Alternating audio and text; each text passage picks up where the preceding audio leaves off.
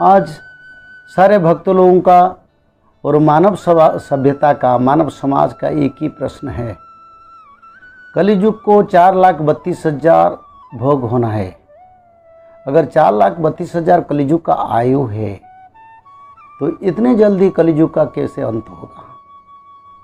सत्ययुग का आयु 17,28,000 वर्ष था। त्रेता युग का आयु 12,96,000 वर्ष था। द्वापर युग का आयु 8,64,000 वर्ष था और कलियुग का आयु 4,32,000 है। पर हम शास्त्र को अगर जाएंगे, शास्त्र में क्या लिखा है। एक इंसान को अगर उनका कुंडलियाँ, जन्म कुंडली में 100 आयु है तो उनको कितना भोग होता है और कैसे भोग होता है। अपने कर्म के हिसाब से वो इंसान 100 साल से कोई 30 साल बचता है, कोई 40 साल, कोई 60 साल, कोई 70 साल, ज़्यादा से ज़्यादा कोई 80 साल तक बचता है। ये एवरेज जो सीनरी, एवरेज जो सृष्टि का नियम है।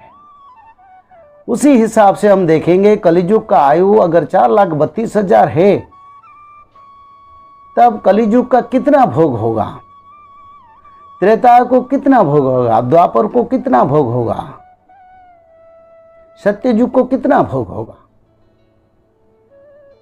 सूर्य सिद्धांत नाम का शास्त्र में चारों युग की आयु के बारे में लिखा है। एतत् 12 सहस्राणि चतुर्युग मुदाहृतम, यानी एतद यानी ये चारों युग, सत्य त्रेता द्वापर युग का आयु मिला के 12,000 साल है। यानी आयु तो लिखा है 4,32,000, पर ये इस कलियुग का और सत्य त्रेता का 17,28,000 और त्रेता का 12,96,000, द्वापर का 8,64,000। ये शास्त्र में लिखा है। भोग हुआ कितना और कितना भोग होगा इसके बारे में सूर्य सिद्धांत में लिखा है। इसके बारे में सूर्य सिद्धांत में ये लिखा है, एतद 12 सहस्राणि चतुर्युग मुदाहृतम, यानी चारों युग का आयु मिला के सिर्फ 12,000 वर्ष है। फिर वही सूर्य सिद्धांत में चार युग की आयु के बारे में ये लिखा है, एतत् 12 सहस्रं चतुर्युग मिति श्रुतम कृत तेता द्वापर कलिश्चैव चतुष्टयम्, यानी एतत् 12 सहस्रं चतुर्युग मिति श्रुतम, यानी चारों युग का आयु ये लिखा है, ये होने वाला है।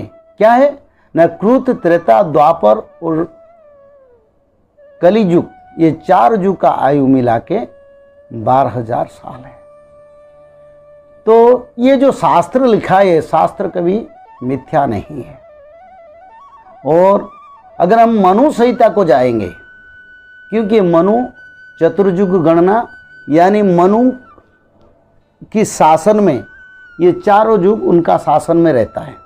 अभी जो मनु शासन कर रहे हैं, कलियुग, सत्ययुग, त्रेता युग, सत्ययुग चल गया, त्रेता युग गया और द्वापर भी गया, अब कलियुग चल रहा है। ये चारों युग का जो मनु, उनका नाम वैवस्वत मनु है। और मनु ने अपने शास्त्र में कलियुग एवं चारों युग और 3 युग को आयु को मिला के ये लिखा है, कृतं तेता द्वापरश्चैव कलिश्चेति चतुर्युगम दिव्य 12 वर्षे सावधान निरूपणम, यानी कृत यानी सत्ययुग, त्रेता युग, द्वापर युग एवं कलियुग, ये 4 युग को मिला के दिव्य 12 वर्षे, यानी ये चारों युग को मिला के जब देवता लोगों में 12 साल होता है तो मर्त्य में उसको 12,000 साल हिसाब आता है।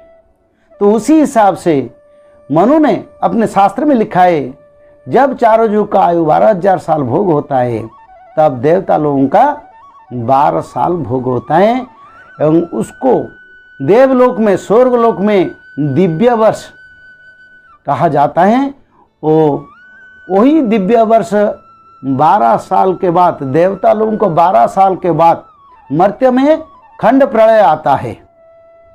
तो जो लोग बोलते हैं कलियुग का अंत नहीं होगा, उन लोगों के लिए ये शास्त्र जरूरी पढ़ना चाहिए, पहला बात। दूसरा जो बात है, भगवान का खुद का सखा सुदाम सखा जो महापुरुष अच्युतानंद नाम लेकर ये उड़ीसा की पावन मिट्टी पर पद्म वन पर जन्म हुए थे, उन्होंने जो भविष्य मालिका 1,85,000 1,85,000 ग्रंथ लिखे हैं, वो सारे ग्रंथ में एक ही बात लिखे हैं, कलियुग का आयु 4,32,000 से सिर्फ कलियुग को 5,000 साल भोग होगा। और ये जगन्नाथ संस्कृति, प्रभु भगवान का अवतार चैतन्य संस्कृति, ये सारे संस्कृति को मिला के ये हिंदू धर्म और सनातन धर्म का जो प्राण केंद्र उड़ीसा में है, श्री जगन्नाथ क्षेत्र, और जो पंचसखाए महापुरुष अच्युतानंद महापुरुष जसवंत महापुरुष जगन्नाथ दास महापुरुष बलराम दास महापुरुष शिशुवन, ये सभी महापुरुषों ने हर युग में प्रभु के साथ आए थे। और इस युग में जब जगन्नाथ जी दारू ब्रह्म अवतार लेके उड़ीसा की नीलकंठ पर, नीलाचल पर, श्रीक्षेत्र पर अवतरण है और अवतारित है, वो अभी वो क्षेत्र कलियुग का क्षेत्र हो, कलियुग का क्षेत्र है। और कलियुग की क्षेत्र जो श्रीक्षेत्र हुआ, तो उसी क्षेत्र उड़ीसा की पर पंचसखा भी आए। जब द्वापर युग हुआ था, तब कृष्ण के पंचसखा कहाँ थे? द्वापर युग में श्री कृष्ण के पंचसखा दाम सुदाम सुबल सुभाव शिवच्छ, ये सब वही द्वापर युग में भी वृंदावन में थे। इसीलिए थे जैसे कि श्री कृष्ण जी ने जन्म होने से पहले उन लोगों भी, उन सखाओं ने भी जन्म लिया था।